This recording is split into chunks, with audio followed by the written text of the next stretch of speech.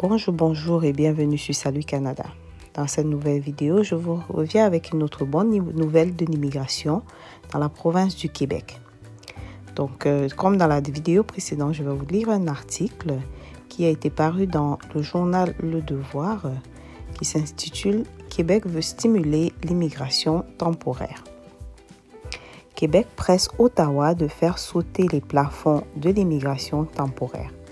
Le seuil de travailleurs étrangers temporaires sera rehaussé dans 71 métiers et professions à bas salaire et les procédures d'embauche simplifiées, a indiqué le ministre Jean Boulet en entrevue au Devoir. Et s'engage à renforcer l'escouade leur étant consacrée à la Commission des normes de l'équité, de la santé et de la sécurité du travail, la CNESST, pour s'assurer que ces personnes reçoivent un traitement équitable. L'entente de principe que Québec et Ottawa ont conclue en août dernier comportait déjà certaines indications de ces changements à venir, mais ils vont plus loin cette fois. Ces assouplissements pourraient bien représenter la grande avancée du Québec en matière d'immigration temporaire depuis 1991, affirme le ministre du Travail et ministre suppléant à l'immigration. Pour cette liste de professions qui accèdent au traitement simplifié, il n'y aura tout simplement plus de plafond du nombre de travailleurs étrangers temporaires par lieu de travail, contrairement au seuil de 20% initialement mis en avant. Pour d'autres secteurs, cette forme de quota passe de 10 à 20%. Enfin, d'autres professions, peu ou pas spécialisées, seront aussi exemptées des exigences d'affichage et d'efforts de recrutement local. Ces professions les professions dites à haut salaire, soit plus de 23,8$ l'heure au Québec, sont déjà exemptées de ces limites. Même chose pour les postes liés au secteur de la santé et de l'agriculture qui, eux, sont cependant soumis aux procédures plus longues et plus complexes de recrutement à l'étranger. Les modifications aux règles se concrétisent sous un super consensus, dit le ministre Boulet. Un consensus obtenu après consultation de la Commission des partenaires du marché du travail CPMT. Québec et la CPMT ont déterminé les 71 métiers concernés comme encore en déficit important de main-d'œuvre.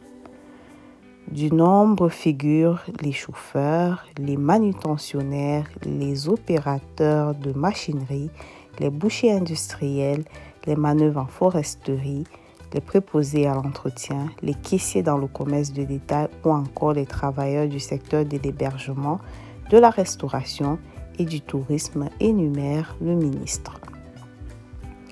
De la liste des 71 professions qui sera transmise à Ottawa mardi, 34 avaient en fait été retirées du traitement simplifié par le gouvernement Legault. Le Devoir rapportait par exemple que les boulangers, pâtissiers et cuisiniers n'y figuraient plus depuis février 2021. Une erreur, selon certains propriétaires de boulangeries. À celle-là, un nombre considérable de 37 autres s'ajoutent selon le ministre pour des emplois qui requièrent moins de qualifications, c'est-à-dire des formations en cours d'emploi seulement et non pas préalables.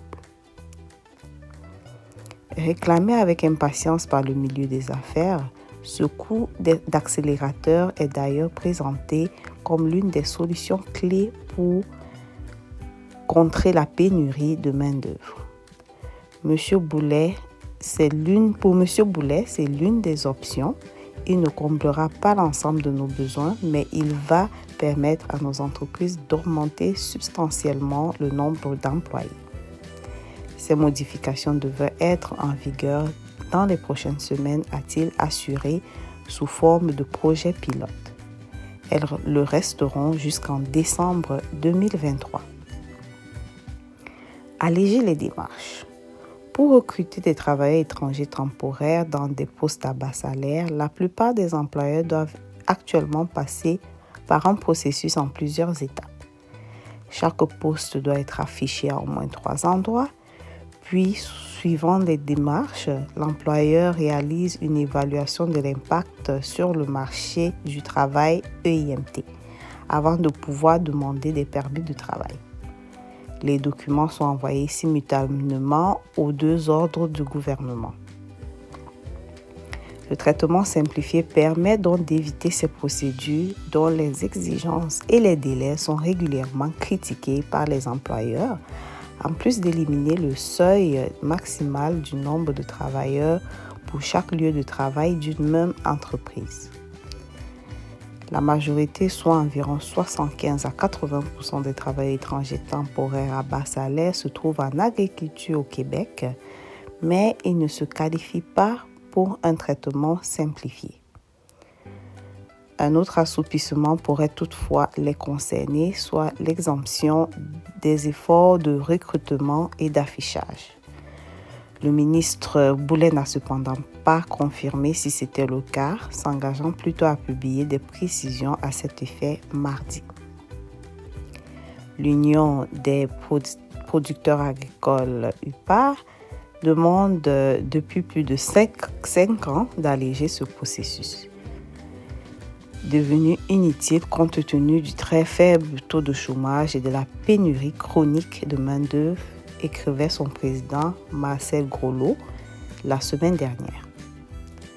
La centrale syndicale a en outre dénoncé les ratés informatiques de Service Canada, l'entité traitant les EIMT, qui crée des délais inacceptables pouvant mettre en péril la saison agricole selon l'UPA.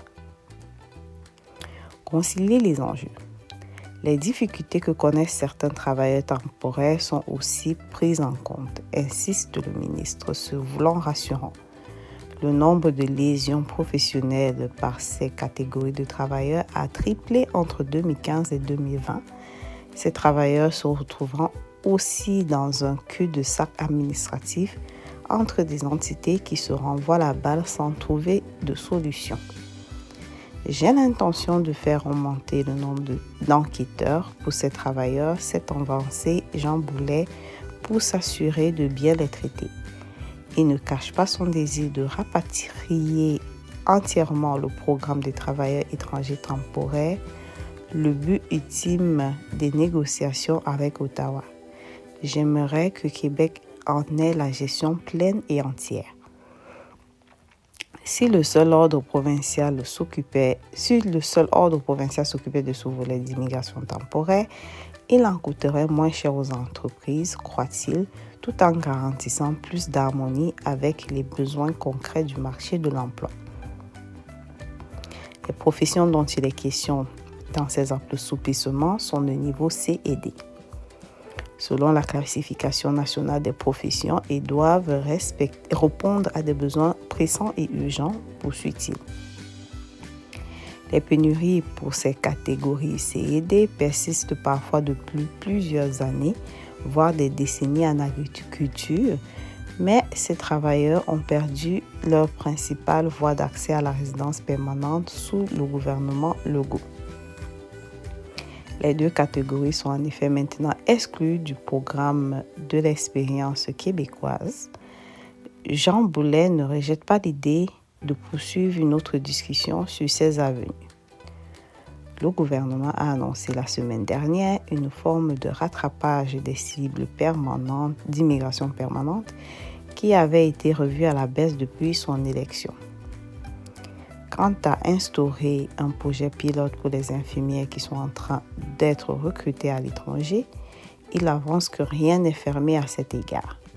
Québec a fait savoir en octobre que 28 établissements de santé cherchaient à recruter un total de 3500 infirmières à l'étranger cette année, mais de nombreux écueils se dressent devant cette volonté. Donc, ceci est la fin de l'article. Vous avez entendu pendant la lecture qu'il y a une liste de 71 postes. Je vais préparer dans la prochaine vidéo la liste de ces emplois pour que vous ayez une idée plus étendue de quoi il s'agit. Donc, le gouvernement cherche à faciliter l'immigration des personnes qui ont l'expérience ou la qualification pour travailler dans ces métiers-là. Donc, 71 professions et métiers. Donc, sur ce, je vous souhaite une bonne journée. Merci d'avoir écouté